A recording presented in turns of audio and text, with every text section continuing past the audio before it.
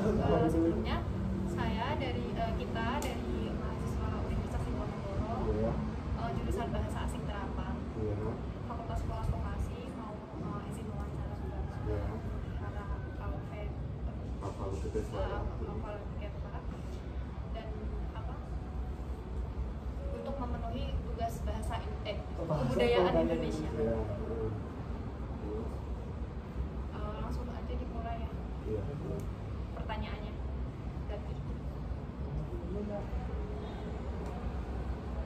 Permisi Pak. Iya, Mbak ini. Saya ingin bertanya untuk Bapak namanya, boleh tahu nggak siapa namanya Pak? Saya namanya Hendro. Dan Bapak perannya di sini seperti apa Pak? Kalau saya di sini lebih hubungannya ke sekretariat ya, jadi ke office, terus administrasi gitu, terus mengenai soal ini juga inventarisir barang-barang. Kedua saya ingin bertanya Pak, bagaimanakah sejarah tempat ini? Kalau ini sejarahnya jadi gini, pendiri di sini kan namanya Susyogi, nanti bisa lihat di prasasti itu ya.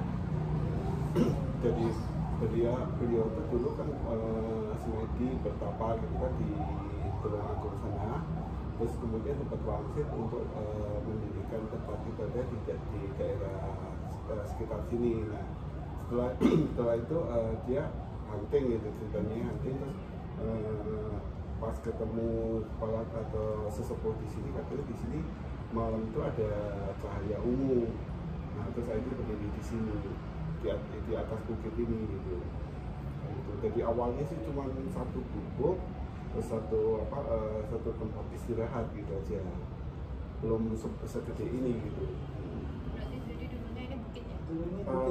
Ya sebenarnya sih masih bukit, cuman sama kita kan beda renov gitu, jadi itu bentuk bangunan ini kan dari bangunan kan gini ya, ini dibangun sini. Gitu. Jadi itu kalau dilihat dari bawah kan itu berapa tingkat gitu ya. Sebenarnya tingkat-tingkat itu lebih digunakan nanti kalau misalnya dulu kan sebelum COVID kan kita suka ada acara kayak lomba badminton atau segala macam kan peserta banyak. Nah, untuk menampung orang-orang itu di bawah itu dikasih tempat itu gitu. Berarti itu acaranya di atas itu ya? Ya, di atas ini. Kalau barongsai sih di bawah ya. Di bawah kan terus nanti naik ke sini. Gitu.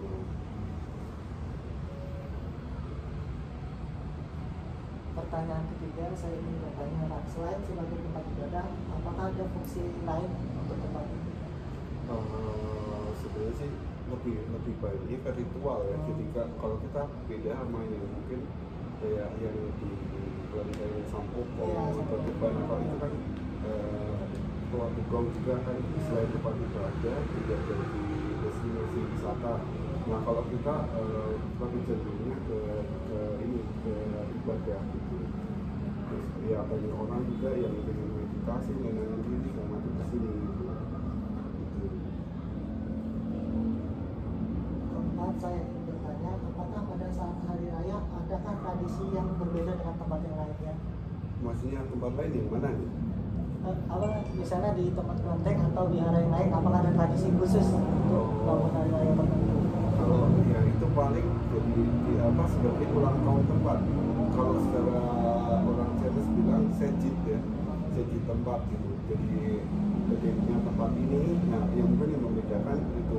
Tapi kalau kayak misalnya perayaan lain, misalnya kayak Imlek, terus sejit dari Kuan Im segala macam sama aja. Gitu. Waktu pelaksanaan hampir sama aja. Kenapa Mbak? Kurang maju atau gimana?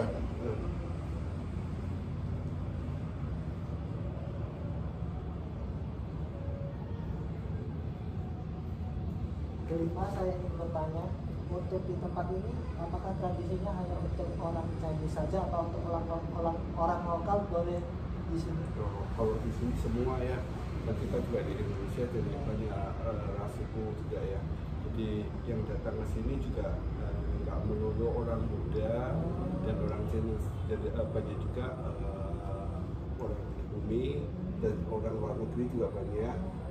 ya kadang-kadang kita juga nggak ngerti dia ngomong apa gitu karena bahasa dia pakai bahasa ini ya ada pokoknya Mandarin gitu kan. Kebetulan kalau saya kan cuma mata aja yang sedikit tapi nggak ngerti gitu kan. Nah terus kalau kayak gitu ya sini banyak juga yang orang-orang muslim yang datang ke sini. Jadi ya kita terima dari semua agama, semua ini. Ya ini kan tempat ibadah, ini kan sarana ya. Orang kalau mau minta apa-apa, mungkin di sini suasananya lebih mendukung gitu. Yang mungkin yang membedakan kita sama konten lain kan di juga memberikan lokasi di kota cukup bersih, kalau di sini kan lebih alami gitu. Ya gitu. Ya. Berarti itu cukup banyak ya Pak ya kunjung di sini. Dibilang banyak juga, tapi kebanyakan kita dari luar kota. Kalau orang sekitar sini kan sedikit, orang Ungaran ini sedikit banyak ya. Boleh bilang orang Semarang juga banyak tapi kebanyakan dari luar kota, dari Jakarta, dari Bogor, Bandung gitu. Ya mungkin karena lama dan juga itu dulu kan pendiri sini Susioki itu dia punya kelebihan bisa ngobatin orang. Jadi ada beberapa itu kan di sini kalau mungkin kalau di Islam mungkin ininya ya Pak Ustadznya gitu ya, atau kalau di Muslim pendetanya itu kan ini udah ganti orang ketiga. Yang pertama kan Susioki, terus kemudian Sujeng, setelah Sujeng baru Suduan gitu. Itu Sujeng itu pun sebenarnya orang yang berobat ke sini, terus belajar, terus akhirnya waktu di sini 3 tahun, terus kemudian dia praktek di Bandung ini.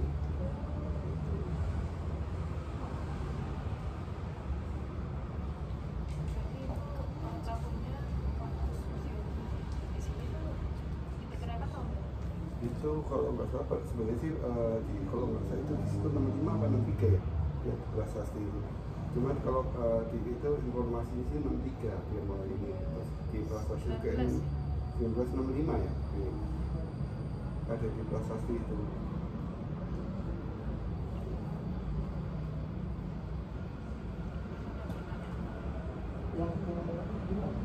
Ya mana nomornya ya, pertanyaannya gitu. Untuk pertanyaan selanjutnya, pencetus tempat ini asalnya dari mana ya Pak? Ya itu tadi Susioki orang Temanggung.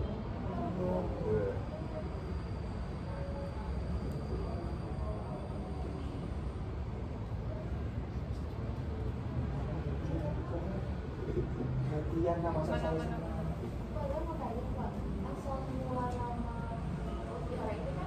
Autoritas Pak. Iya. Nah kalau itu bahasa Sanskerta ya. Nah itu kalau itu Avalokitesvara itu ya mungkin kayak artinya apa ya? Jadi mungkin lihat di Google kalau itu. Cuman yang jelas kan gini, kalau Buddha itu kan ada beberapa aliran. Mungkin kayak Islam ada orang apa NU, ada Muhammadiyah, terus apa. Nah itu ada di sini juga ada Theravada, terus apa. Itu yang kebetulan yang kita itu alirannya apa saya kurang tahu ya, nanti cuman kita di bawah namanya ini TITD gitu.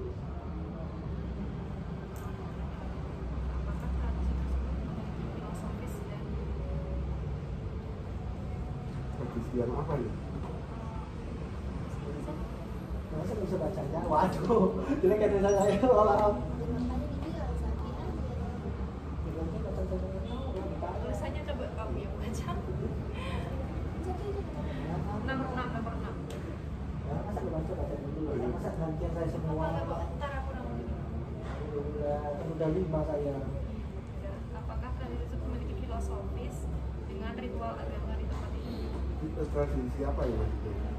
Tradisi Ya, budaya. budayanya Buddha. Kalau Yaman, enggak yang jadi bertanya itu tradisi apa ini? Nah itu tuh Oh, tradisi masyarakat Tionghoa itu kan banyak Mas, sebagai bangsa. Itu ada, apakah ada filosofinya secara bahasa apa? Oh, kalau itu mesti ada filosofinya semuanya kayak misalnya segini kan cuman apa nggak beda kayak mungkin kayak di Al-Quran atau di Alkitab segala macam. Kalau ada kejadian gini kan tinggal kita ambil hikmahnya apa terapkan ke kehidupan kita gitu. Nggak beda kayak punya di sini juga yang namanya sembahyang arwah. Sembahyang arwah itu kalau di ini disebutnya ulambana. Nah kalau di apa mungkin kalau di tradisi orang Jawa itu kayak nyadran gitu, terus jadi kayak doa arwah lah gitu semacam itu kan gitu. Ya kan kalau dipikir kan orang sudah meninggal ngapain itu kan ngapain kita ke situ datang kan mesti ada tujuannya. Kita ingin mendoakan yang terbaik untuk leluhur kita kan gitu. Harus pakai ziarah gitu ya. Iya kurang lebih seperti itu. Ya sebenarnya sih intinya tuh hampir semua agama sama.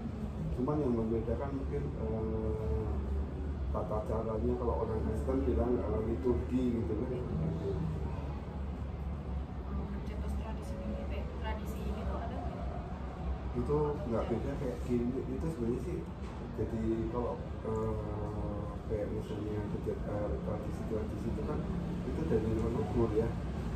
Siapa itu pendiri juga kita nggak tahu. Ya mari kita leluhur ya lebih baik lebih ke arah leluhur ya gitu. Ada penyebabnya nggak ya?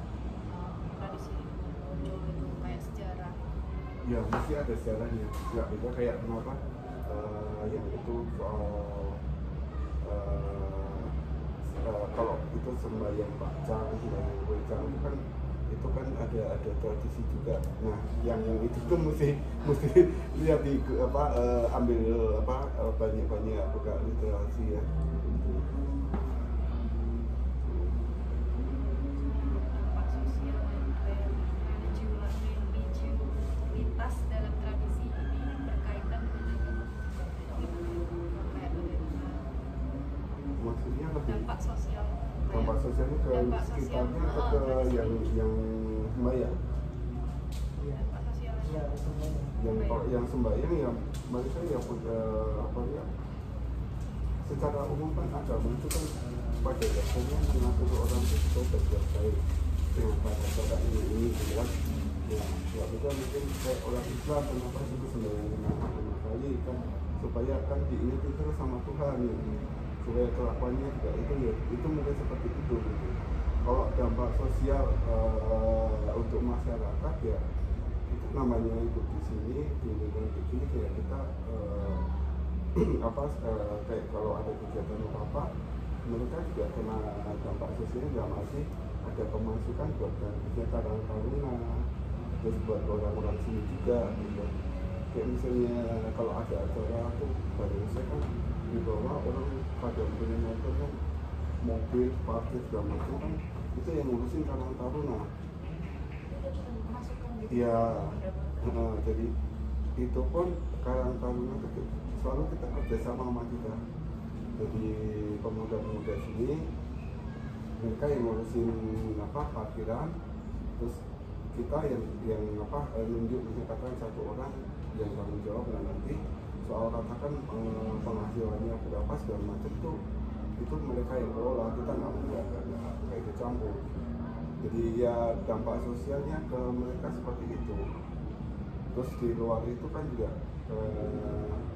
kalau dampak sosial misalnya kayak acara kan kayak misalnya tadi saya bilang ulang tahun tempat itu kita ada pembagian sembako. Nah di sini kan kebetulan namanya di sini kita ikut RW 7 itu RW 7 atau 5 misalnya lupa. Itu kurang lebih ada 7 RT. Nah tiap ada acara itu kita minta data ke mereka. Ya ada berapa kakak misalnya katakan RT 1 berapa kakak segala macam. Ya kurang lebih kalau pas acara itu kurang lebih 400 kakak. Nah kita siapin ada beras ada apa. Nah itu semuanya kayak beras, ada indomie, ada gula, ada apa-apa segala macam itu sumbangan dari jemaat. Ada juga orang-orang yang bukan jemaat kita nyumbang. Jadi ceritanya kalau Islam berzakat, kalau di Kristen kayak itu apa kayak persepuluhan segala macam gitu. sedekah gitu Ya boleh bilang sedekah gitu, nanti kita bagi gitu. dari dapat untuk rakyat gitu. Ya terus itu pun sistemnya yang kita cuma nyiapin distribusinya sama RT. Kalau kita yang membagiin kan takutnya ada double, ada yang ini segala macam. Jadi kita minta data ke RW, RW turun ke RT. Nah udah kasih ke kita siapin pada waktu pelaksanaan kita panggil RT-RT-nya mereka sendiri yang urus. Kok nurunin segala macam distribusi ke masyarakat mereka sendiri gitu.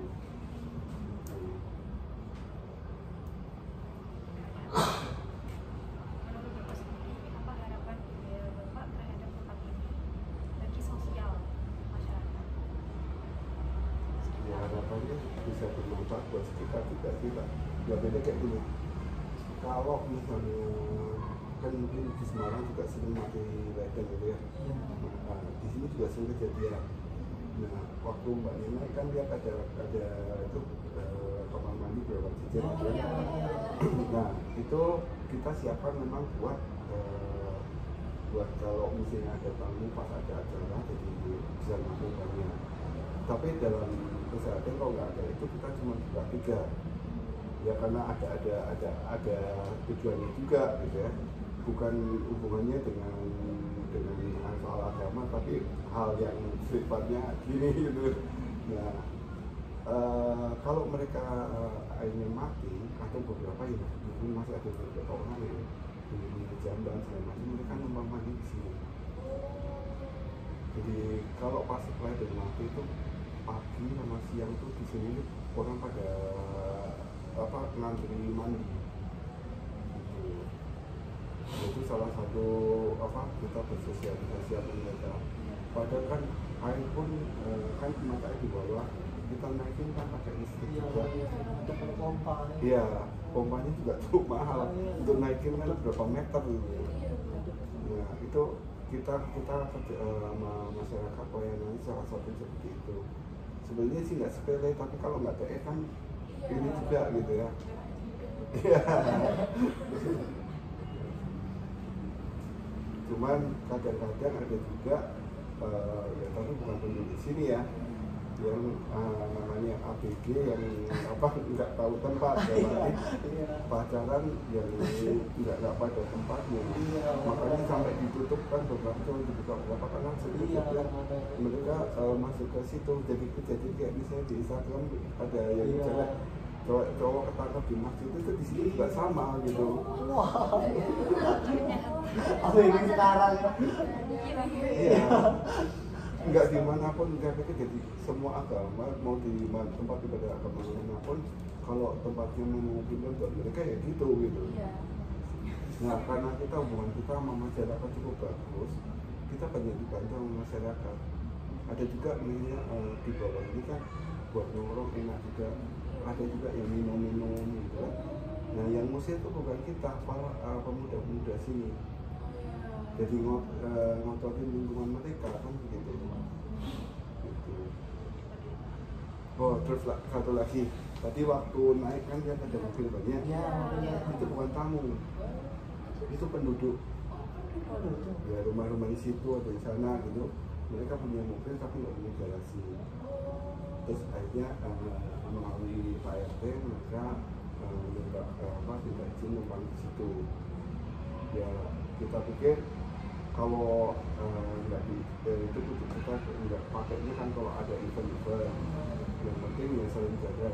Dan dengan adanya mereka keamanan kita juga dibantu karena di bawah kan ada portalnya, ada 21 sama 2. Nah kalau malam ditutup di situ. Kalau di sana itu yang dipegang RT. Jadi kalau ini ada apa-apa kan mereka juga jaga gitu. Mungkin kalau mereka nyewa tempat garasi kan di sini kan bebas gitu. Kalau roda mereka sendiri RT. Kalau yang di sini sih ya kita cuma karyawan aja. Gitu.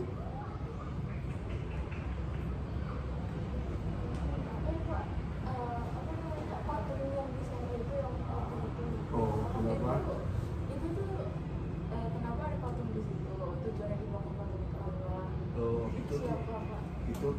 One In. Ceritanya itu tuh sebenarnya itu ya kayak orang yang seperti ucapan syukur. Jadi ada satu perusahaan dia bekerja di bidang printing sablon produknya Adidas. Kalau Adidas itu kan sablon ini ada tekniknya segala macam, mesinnya juga beda. Seluruh Indonesia juga paling cuma beberapa. Dan ceritanya itu dia itu dikasih order, terus sudah mesin-mesin sudah dipakai segala macam, persiapan untuk ditarik ke kantor di pabrik pusat di Cengkareng. Nah, terus kebetulan ownernya sama GM-nya itu kesini sembahyang, ketemu langsungnya dia terus sembahyang bareng. Nah, terus 2 hari kemudian tiba-tiba turun order yang mesin yang tadinya dipakai itu dibongkar lagi. Akhirnya jalan lagi, terus yang orangnya itu berdoa lagi, dia punya janji mau ngucapin terima kasih diberi kelancaran usahanya, terus dia bangun ini realisasi dari janji ya, itu ya. kayak nadar lah gitu ya, ucapan syukur. Terus nah setelah itu usaha dia lancar, dia buka lagi di Banyudono, Boyolali sana. Setelah itu buka lagi di Majenang atau Majalengka ini di daerah sana buka lagi. Jadi ya sebenarnya itu ya sama aja kalau kita mengikuti agama kita minta namanya puasa kan kita harus ucapin syukur juga gitu.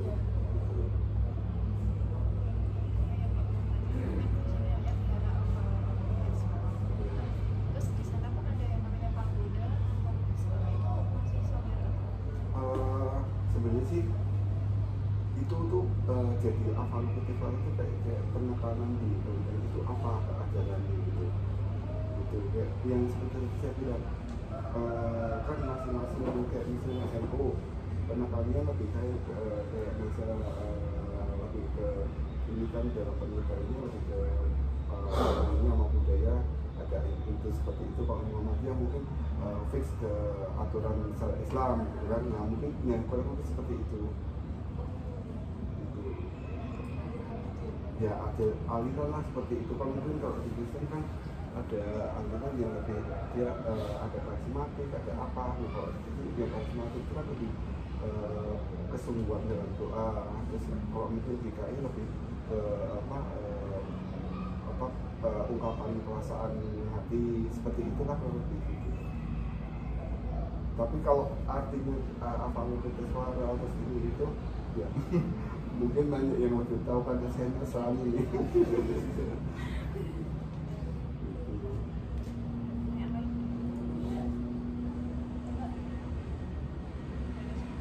semester berapa sih?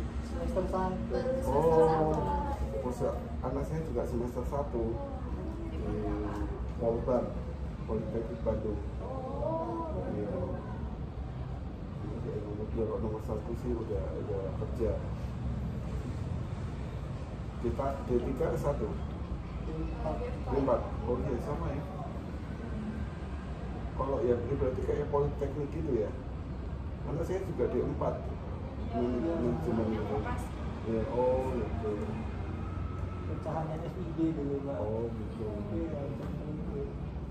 Orang zaman dulu kan. Baru sih Pak. Iya. Soalnya kalau di 2019 Iya, baru Oh gitu. Iya, jurusan teknik itu udah lama. Iya, dari Kalau anak saya yang pertama kan S1 waktu itu pariwisata dia. Terus yang adiknya itu D4 itu baru semester 1 juga gitu. Pasti dari Jawa Tengah semua? Saya dari Jambi. Dari Jambi? Oh. Saya dari Jepara, dari Jakarta, dari Depok, ini Semarang. Oh gitu. Anak saya lagi tugas di Jakarta juga. Di mana tuh? Jakarta Timur. Di Jakarta Timur. Jakarta Timur. Ini dekat Keramat Jati itu mana tuh? Dia kerja di ini di Jaten. Oh. ada kalau kan apa nih pakai B gitu depan itu. Waduh, apa nih? Karena luas. Itu kalau anak saya itu dia itu ikut ini dia kan sebenarnya kan jadi sarjana ini pariwisata dan menuju perjalanan pariwisata. Cuma kan kemarin COVID kan pariwisata kolaps diharap semua, terus dia nyoba ikut MT manajemen training di kawan lama, terus magangnya di sana. Nah kalian nanti kalau misalnya itu lulus bisa begitu, karirnya bagus tuh. Jadi sebenarnya itu akselerasi. Dalam arti gini, orang kalau jadi karyawan untuk jadi level manager itu kan harus menuntut karir dari staff, terus nanti jadi koordinator, jadi naik lagi asisten, terus baru manager. Butuh waktu kan. Kayak tempat dia magang ini untuk diangkat jadi manajer butuh waktu 8 tahun. Nah anak saya karena ikut program MT dia cuma 6 bulan. Tapi untuk seleksi MT-nya itu ketat. Dan IPK itu memang pengaruh. Minimal 3, berapa. Dan anak saya masuknya 3,6. Nah, calon dia 3,8 itu nggak lolos. Padahal itu kan Suma kan? Itu nggak lolos. Jadi banyak hal yang diperhitungkan selain nilai akademik, juga tidak juga kayak ininya kayak IG, Facebook itu penting sebenarnya. Ya, sosmed itu dia jadi dia lihat interaksinya, terus ininya segala macam. Soalnya anak saya sebelum daftar di sini dia daftar di Indofood yang pemerintah punya. Dia sudah sampai tahap ke-6 ya. Nggak pas di penilaian terakhir soal sosial media dia nggak lolos. Dari administrasi terus tes bahasa Inggris, wawancara segala macam, cuman karena itu dia nggak aktif di IG sama di Facebook. Dilihat juga gitu. Jadi ada gunanya tidak seperti itu. Ya. Nah yang terakhir setelah itu kan dia kerja di tempat pariwisata, jadi marketing sama ngurusi sosial media. Nah terus setelah itu dapat panggilan itu pun sampai kalau nggak salah 9 tahap baru dia lolos. Itu semua jurusan barunya lagi di situ. Apalagi bahasa itu kan penting juga. Ya. Terus bahasanya lebih ke apa nih? Ada 2 konsentrasi, bahasa Inggris sama bahasa Jepang. Oh, itu semua sih. Hai gitu.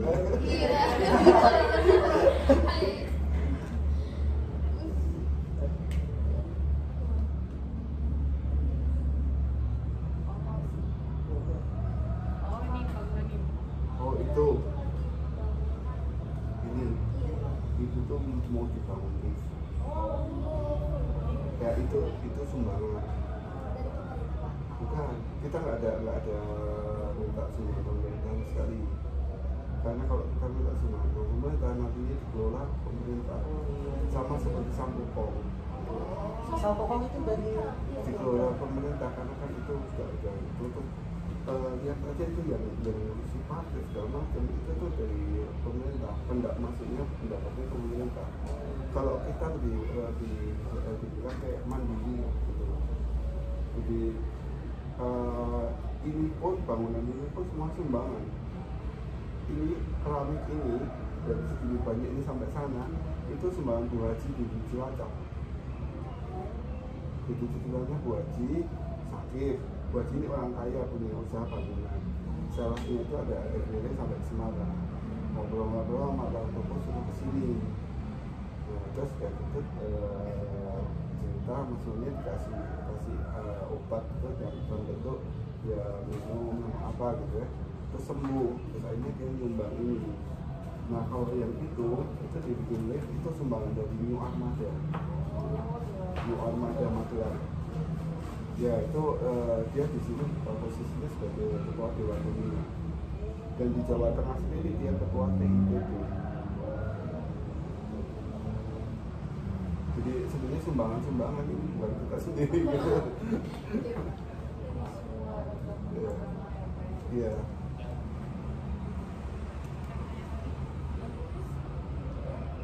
Iya. Terima kasih atas waktunya. Ya, semoga sukses.